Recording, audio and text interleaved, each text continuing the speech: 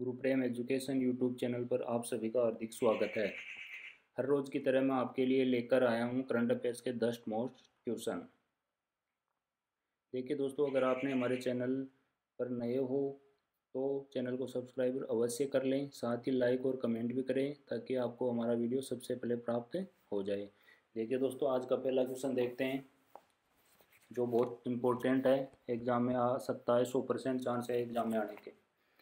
पहला क्वेश्चन अपना, हाल ही में विश्व ओजोन दिवस मनाया गया है। यह है दिवस मनाया जाता है, मतलब यह दिवस कब मनाया जाता है।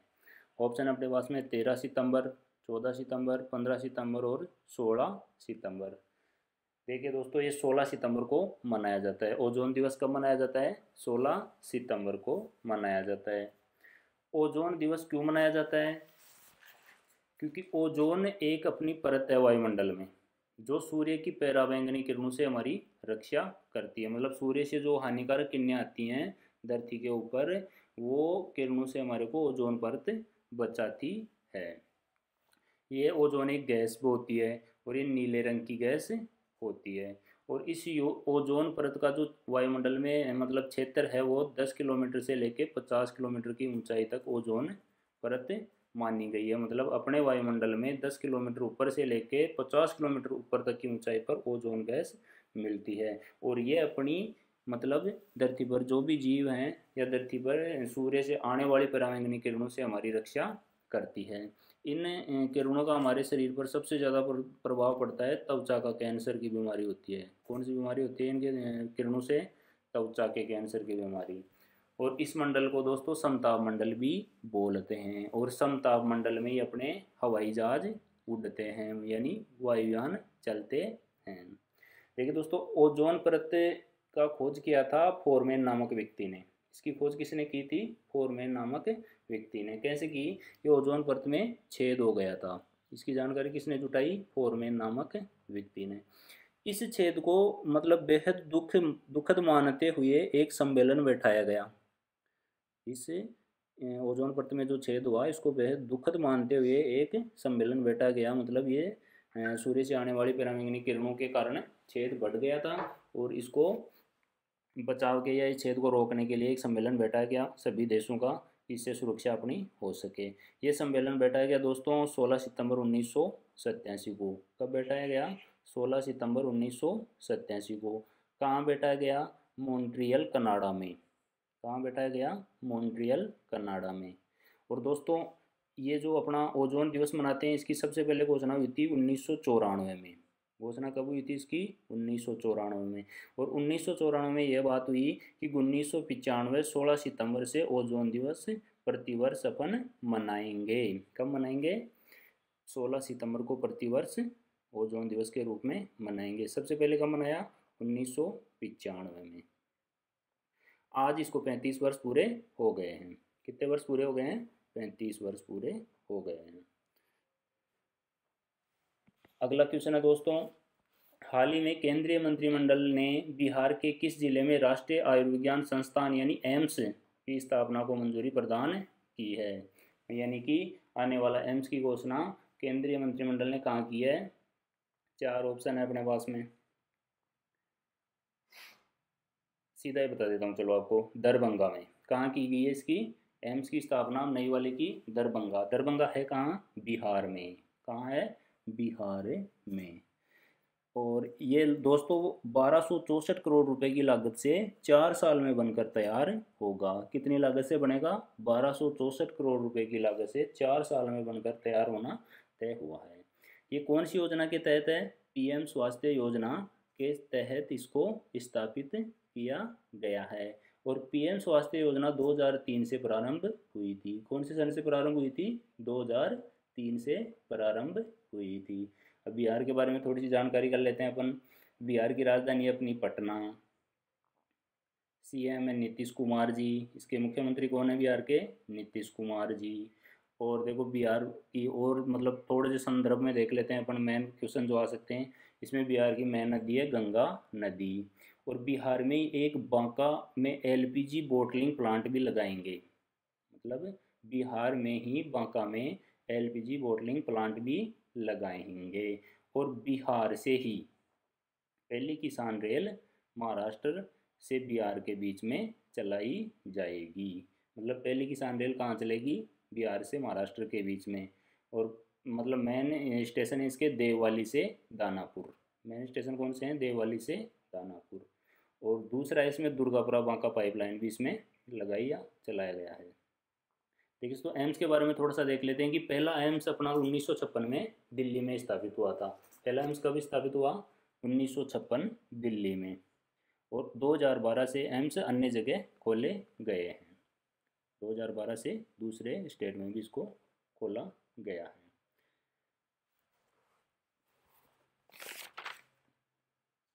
अगला क्वेश्चन है दोस्तों, हाल ही में सूचना प्रौद्योगिकी कंपनी ने टिकटॉक के स्थान पर शॉर्ट नाम के वीडियो सेवा को लॉन्च किया है। हाल ही में सूचना प्रौद्योगिकी कंपनी ने टिकटॉक के स्थान पर शॉर्ट नाम के वीडियो सेवा को लॉन्च किया है। यह है किसने किया है, मतलब कौन सी कंपनी है? दोस्तों देखो आपकी जानकारी के लिए बता दूं कि ये टिकटॉक अपने चल रहा था, भारत में चल रहा था। ये क्या था? चाइना की कंपनी थी। ये टिकटॉक वाली कहाँ की कंपनी थी? चाइना की कंपनी थी। और मतलब पुलवामा हमले के बाद में मान लो या चाइना से कुछ तनातनी होने के बाद में भारत ने इसको 29 जून को 59 चाइना ऐप को बैन कर दिया था। मतलब इसी 29 जून 2020 को 59 चाइना के जो भी ऐप थे इन्होंने भारत में बैन लगा दिया था, यानी कि 59 ऐप भारत में बैन हो गए थे। ये आर्टिकल के तहत थे, आईटी एक्ट 2000 के तहत इनको भारत ने बंद कर दिया था। अब उसी प्रकार की टिकटॉक जैसी अपनी सेवा थी, टिकटॉक जैसी सेवा, वो टिकटॉक अपने यहाँ भारत में तो बंद हो गई। अब इस टिकटॉक जैसी सेवा यहाँ भारत में किसने लॉन्च की है? ये है क्वेश्चन। तो देखो फेसबुक ने पहला ऑप्शन, दूसरा है गूगल, तीसरा है लिंक्डइन और चौथा है माइक्रोसॉफ्ट। बताओ कौन सा हो सकता है चारों में से?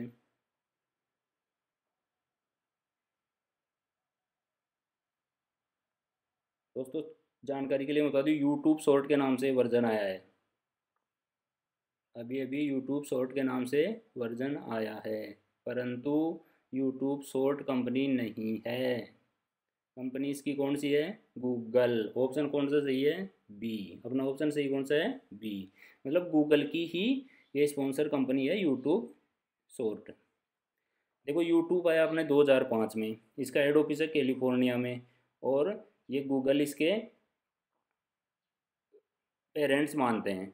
मतलब टेक्निकल भाषा में यूट्यूब का पेरेंट्स किसको मानते हैं? गूगल को। और गूगल के सीईओ कौन है? सुंदर पिचई। कौन है इसके सीईओ? सुंदर पिचई।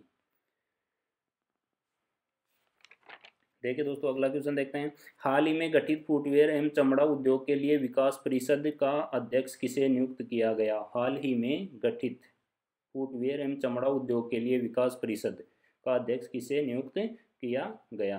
देखिए दोस्तों पर्सन से आधारित हो रहा है, ये श्रम पर आधारित उद्योग है। जो विकास परिषद है ये चमड़ा फुटवेयर एवं चमड़ा उद्योग, ये श्रम पर आधारित उद्योग है। इसमें पहला ऑप्शन है अपना आर के गुप्ता, दूसरा है राजीव कुमार, तीसरा है राजीव महर्षि, चौथा है गिरीश चंद्र मुर्मू। देखिए दोस्तों इसका सही ऑप्शन है आर के गुप्ता। आर के गुप्ता जी को 2 साल के लिए इसके लिए अध्यक्ष बनाया गया है। कितने साल के लिए? 2 साल के लिए बनाया गया है। और दोस्तों इसमें विकास परिषद में एक अध्यक्ष होता है और 24 सदस्य होते हैं। दोस्तों इसमें टोटल सदस्य होते हैं 25। कितने सदस्य होते हैं? टोटल 25 सदस्य होते हैं। दूसरा ऑप्शन है अपना राजीव कुमार जी। राजीव कुमार जी दोस्तों चुनाव आयुक्त और नीति आयोग के चुनाव आयुक्त हैं वर्तमान में, और नीति आयोग के उपाध्यक्ष भी हैं। तीसरा अपना राजीव महर्षि। राजीव महर्षि जी पूर्व सीजीए के चेयरमैन हैं। क्या हैं? पूर्व सीजीए के चेयरमैन हैं। और गिरीश चंद्र जी मुर्मू वर्तमान में सीजीए के अध्यक्ष हैं और जम्मू एंड कश्मीर राज्य के उपराज्यपाल भी रहे हुए हैं। अगला क्वेश्चन देखते हैं दोस्तों,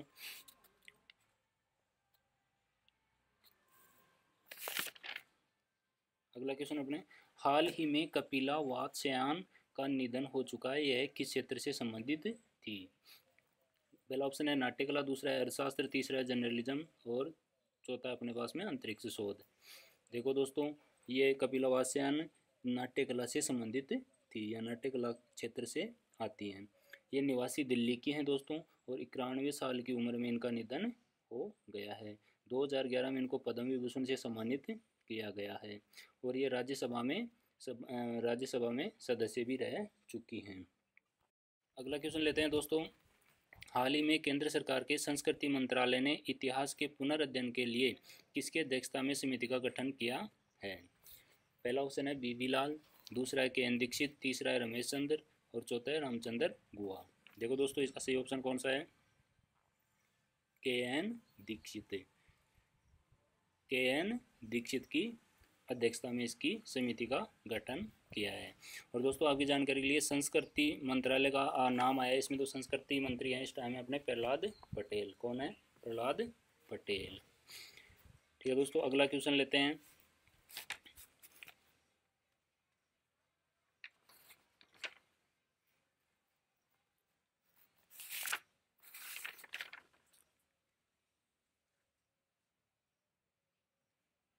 अगला क्वेश्चन है, हाल ही में सेट ए के सफल परीक्षण का 1 साल पूरे होने पर सरकार ने डाक टिकट जारी किया है। यह परीक्षण किस मशीन के तहत किया गया था?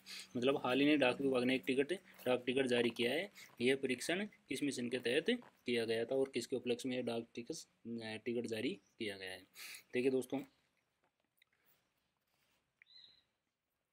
पहला ऑप्शन अपने में मिशन संकल्प, दूसरा है मिशन शक्ति, तीसरा है मिशन बुहदा और चौथा है मिशन वंदे भारत। देखो दोस्तों, इसका सही ऑप्शन है मिशन शक्ति। परीक्षण के तहत यह डाक टिकट जारी किया गया है। दोस्तों इसका उद्घाटन किया है अजीत डोभाल जी ने। इसका उद्घाटन किसने किया है? अजीत डोभाल जी ने, जो एनएसए के हेड हैं। दोस्तों यह उपग्रह था ना, ये उपग्रह बेदी मिसाइल मतलब एंटी सैटेलाइट मिसाइल था। कोई भी उपग्रह है उसको यह भेद सकता था। इसको लॉन्च कहाँ से किया गया था? उड़ीसा से किया गया था। कहाँ से किया गया था? उड़ीसा से किया था। कब किया गया था? 27 मार्च 2019 को किया गया था। अगला क्वेश्चन लेते हैं दोस्तों अपन। हाल ही में सदाशिव पाटिल का निधन हो गया, वह किस क्षेत्र से थे?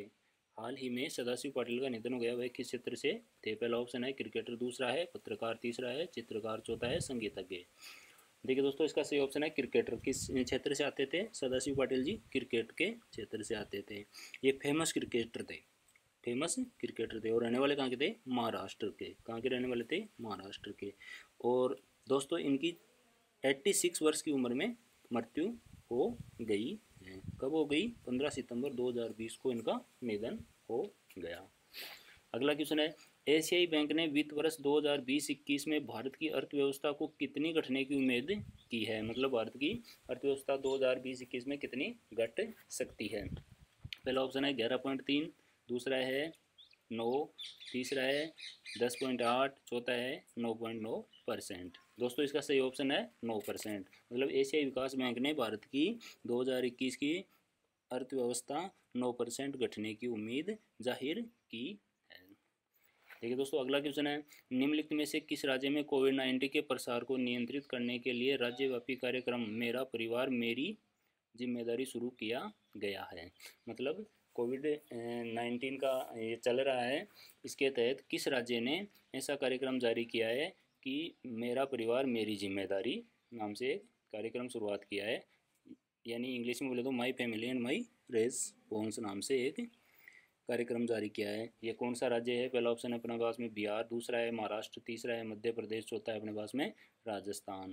देखो दोस्तों, का सही ऑप्शन है महाराष्ट्र। मतलब महाराष्ट्र सरकार ने ऐसा कार्यक्रम अभी लागू किया है कि मेरा परिवार मेरी जिम्मेदारी। ठीक है दोस्तों, आज के लिए इतना ही। कल और इससे भी अच्छे क्वेश्चन लेकर फिर से हाजिर होंगे।